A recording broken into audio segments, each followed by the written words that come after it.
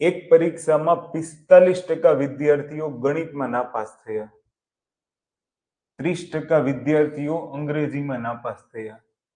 જો બંને વિષયમાં 15% વિદ્યાર્થીઓ નાપાસ થયા હોય તો કેટલા ટકા વિદ્યાર્થીઓ બંને વિષયમાં પાસ થયા? એક પરીક્ષામાં 45% વિદ્યાર્થીઓ ગણિતમાં નાપાસ થયા છે. ફરીથી પાછી તમારે વેન આકૃતિ લેવાની. શું લેવાનું?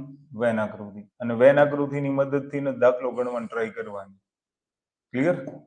જોજો, ધ્યાનથી સમજજો. થોડીક મોટી વેન આકૃતિ લઈએ, આઈડિયા આવે. ડન? ચલો ગુડ. હવે જોજો શું કીધું છે એને હું લખતો જાઉં છું અને એક એક ડેટા તમે ચેક કરતા જજો. શું કીધું છે? 45% વિદ્યાર્થીઓ ગણિતમાં નાપાસ થયા છે.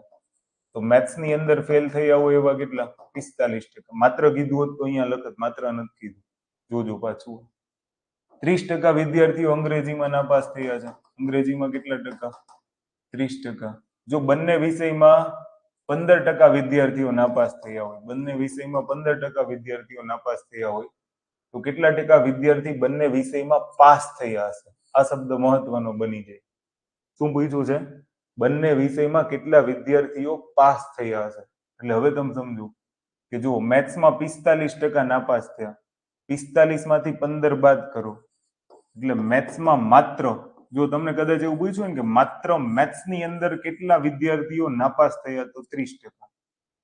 તમને કદાચ એવું પૂછ્યું હોય કે માત્ર અંગ્રેજીની અંદર કેટલા નાપાસ થયા તો 30 માંથી 15 બાદ કરો, 30 માંથી 15 બાદ કરો એટલે 15%. આ 15% માત્ર ને માત્ર શેમાં નાપાસ થયા છે? અંગ્રેજીમાં. હવે શું કરશો ખબર? તમે આનું ટોટલ કરી દો.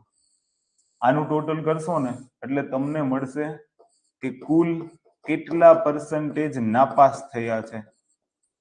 તો 30 ને 15 45, 45 ને 15 તો કે 60. તો 60% એવા છે જે ફેલ થયા છે. સ્વાભાવિક છે ને, 60% ફેલ થયા હોય તો 40% શું થયા હોય? પાસ થયા હોય. તો અહીંયા તો આપણને એવું જ પૂછ્યું છે કે કેટલા વિદ્યાર્થીઓ પાસ થયા હશે. તો ફાઇનલ આપણો આન્સર આવી ગયો કે 40% વિદ્યાર્થીઓ પાસ થયા હોય.